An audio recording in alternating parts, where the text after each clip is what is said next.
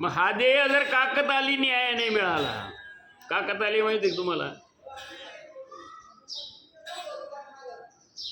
एक राजा होता आणि त्या राजाला आजार झाला. तो आजार बराच होईना. आता आजार बरा होईना, बरेचसे वैद्य आले. त्या काळात वैद्य होते, डॉक्टर नव्हते. आता डॉक्टर पदवी. तो काळ वैद्यांचा होता. वैद्य म्हणजे झाडपाल्याची औषधं, वनस्पतीच्या मुळ्या, आयुर्वेदिक सगळं, अशा प्रकारचे वैद्य होते आणि त्याच्याने ते आजार बरा करायचे. परंतु झालं काय, कोणाच्याने तो आजार बरा होईना. मग हिमालयातून एक साधू आले, चालले होते ते. मग लोक म्हणाले, अरे राजा आजारी पडलेला आहे, तर तुम्हाला काही असं काही औषध असेल त्याच्या आजारावर, तो निदान होत असेल तर पहा. मग ते साधू राजाकडे त्याला नेलं दूतांनी. त्याने राजाची नाडी तपासली. त्याच्या राजाला काय आजार आहे ते लक्षात आलं. तो म्हणाला, महाराज याच्यावर औषध आहे म्हणाले 100%, आणि तुमचा आजार बरा होणार. हो हो म्हणे, 100% आजार बरा होणार. पण याचं औषध काय आहे? याच्यावर औषध एकच आहे म्हणाले, तुम्ही एक कावळा धरून आणा, आणि कावळा आणा, आणि त्या कावळ्यापासून अशा प्रकारचं एक औषध आपल्याला बनवायचं. म्हणाले, बरं काय हरकत नाही म्हणाले. कावळा धरायला काय लागत.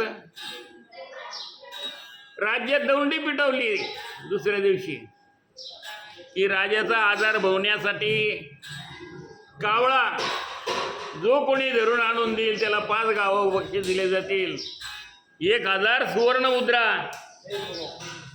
दिल्या जातील. तिकडं बाहेर जा, चला बाहेर. 1000 सुवर्ण मुद्रा दिल्या जातील, फक्त कावळा धरून आणा.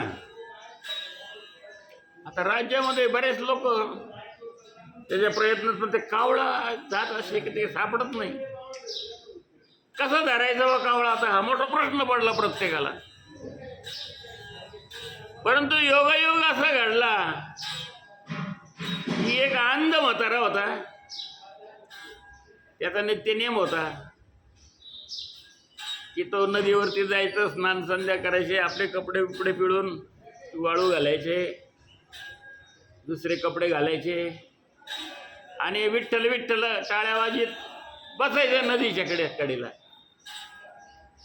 तो टाळ्या वाजीत बसला नदीच्या कडेला, विठ्ठल विठ्ठल विठ्ठल विठ्ठल पांडुरंगा, त्याचं भजन चालू झालं. पण ते योगायोग असं झाला की ते विठ्ठल म्हणता म्हणता म्हणता टाळ्या वाजवत असताना त्याच्या त्या एका टाळीमध्ये अचानक कावळा आला. आता त्यालाही कळलं नाही काय पक्षी आहे काय नाही. हा अंध होता, त्याला कळलं नाही काय पक्षी आहे. तो कावळा आल्यावर त्याने पटकन धरला. त्या टाळीत आल्याबरोबर धरला, तो पाहायला लागला, अरे काय कावळा. लोक म्हणले कावळा धरला, कावळा धरला. तिथे 2-4 जण होते, अहो सोडू नका सोडू नका सोडू नका. तो म्हणाला, का सोडू नको, तो माझ्या हातात आलाय, आता त्याला सोडायचं का नाही. अहो म्हणे, तसं नाही म्हणे, आपला राजा आजारी आहे आणि त्याला एका साधूने सांगितलं की कावळा पकडून आणा, त्या कावळ्यापासून आपल्याला औषध करायचं, आणि जो कोणी कावळा धरून आणीन त्याला 5 गावं बक्षीस आणि 1000 सुवर्ण मुद्रा या दिल्या जातील. असो झालं हो.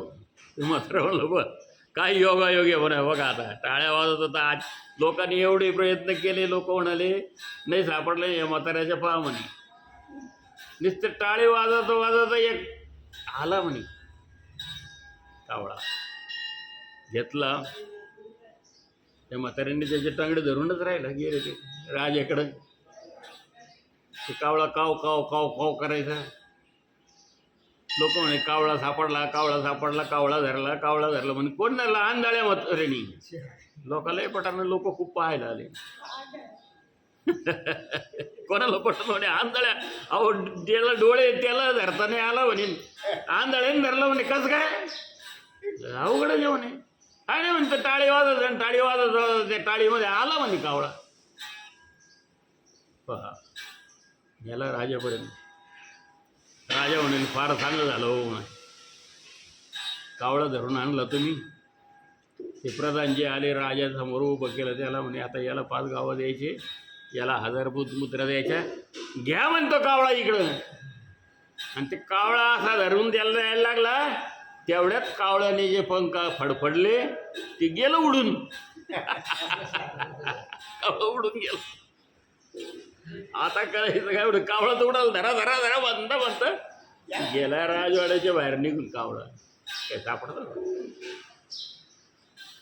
अरे म्हणाले कावळा तर उडाला राव म्हणे, धरला होता म्हणे, आता पुन्हा धरून आणा.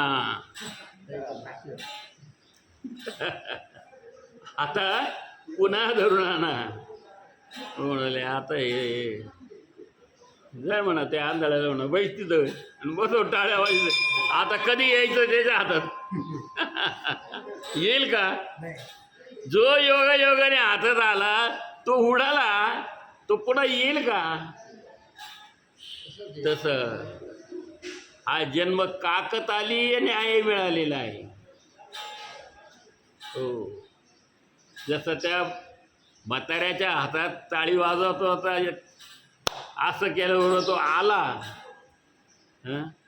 योगायोगाने, तसा हा जन्म मानवाचा मिळाला योगायोगाने. आता हा गेल्यावर पुन्हा घे बरं म्हणा जन्म मानवाचा. मिळेल का तुला?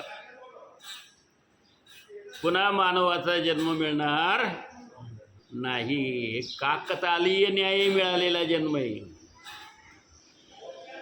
जन्म नाही रे आणि का तुका म्हणे माझी भाक. तुकाराम महाराज नाही दे तुम्हाला जन्म पुन्हा, माझी भाक आहे, माझं वचन आहे, माझं बोलणं आहे.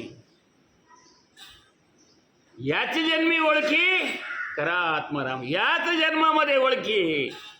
पशु पक्षी जनावरांच्या जन्माला एकदा गेले, ओळख नाही आहे का? पशु पक्ष्यांना ओळख आहे का? आई बापाची. त्याला बहीण आहे का, भाऊ आहे का, मामा आहे का, काका आहे का, नाना आहे का, तात्या आहे का, बाबा आहे का, काय आहे त्याला?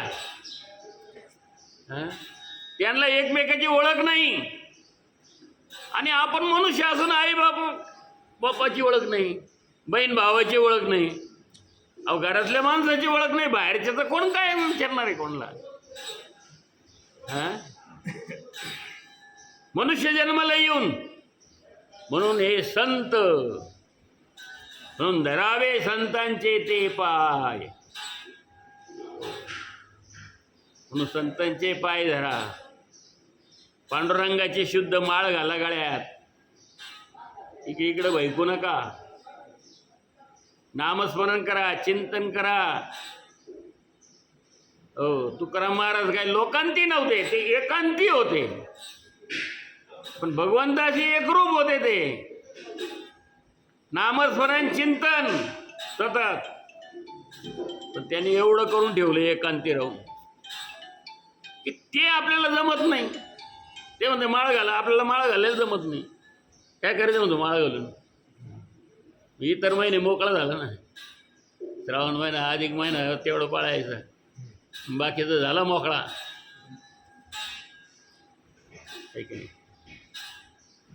तुकाराम तुकाराम नाम घेता कापे यम. नुसतं तुकारामाचं नाव घेतलं तरी यम कापतो तर. मग आता येणे माळा घातले नाही, काही केलं नाही, याला सगळे जर महिने मोकळे, ते यम कापल का?